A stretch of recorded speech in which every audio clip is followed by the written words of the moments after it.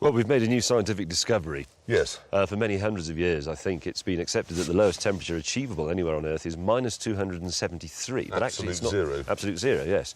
But it's not true, No. as it turns out. No, Jeremy. it was minus 299 in my tent last Yeah. night.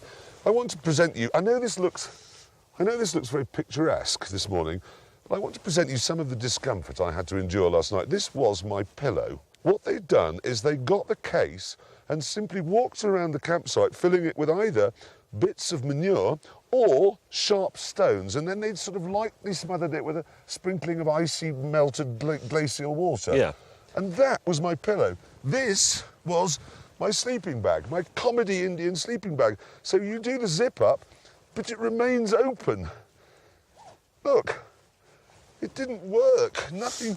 So I had this was open, my leg was sticking out into absolute zero, and then my head was resting on this, which is just filled with rocks. I'd like to present to you the blanket we were given.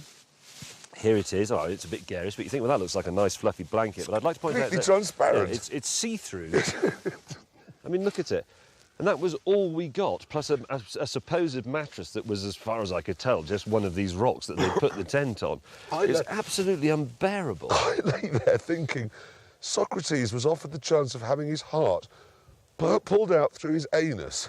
And I honestly thought in the middle of the night I would rather have that than what I am enduring now. I nearly went to spoon with James because I was so cold. It was impossible to be warm. I had this on that you see now, this puffer jacket, this hat. I also had these trousers on. I had some long johns underneath them. I put some long johns on top of them. I put some extra socks on over the socks I had on. I then put some socks on my hands. I then put the hood of this up. I then put the hood of that up, and I was still freezing to death. It was just unspeakable. And I contemplated ending it. I thought Swiftly. I'm going to set fire to my tent so that I'll have a brief moment of warmth before death's cold embrace takes me. Yes.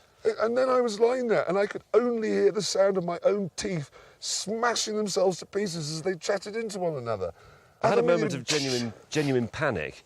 I was lying there and I thought everybody else is asleep, but I'm not, and I am genuinely freezing to death and it's making my head hurt. And what shall I do? Shall I make a break for the rolls? What if I can't find it in the dark? And what if I can't find the rolls or the keys aren't in it and I then can't find my way back to my tent? And then you trip over a guy rope. Because that's the other thing about tenting. The campsite is littered with excrement and rope, so you trip over a rope with face first in excrement. Yep. And then, well, it warm you up.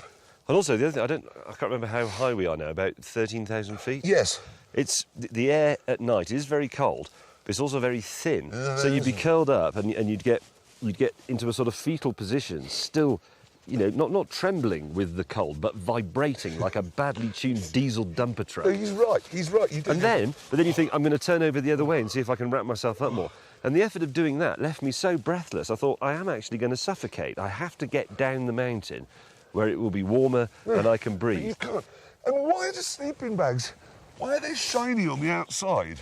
So you put the blanket on it and it just falls straight, well, blanket, the lace curtain on it, it falls straight off. Why, and this is a deadly serious question because I want somebody to answer it, do we have this vogue for a sleeping bag that is effectively mummification? Why, I mean, when I was a boy, a sleeping bag was rectangular and you could move around inside it and take a book inside it and a torch and things like that. But this is, you just wake up in the night thinking, somebody's come into my tent and performed some strange bondage act on me. I can't move my arms. I wanted to Minus get up 299. and kill Hammond. I mean, kill him. Kill him. I was just quick and stab him in the heart because he made me go through hell.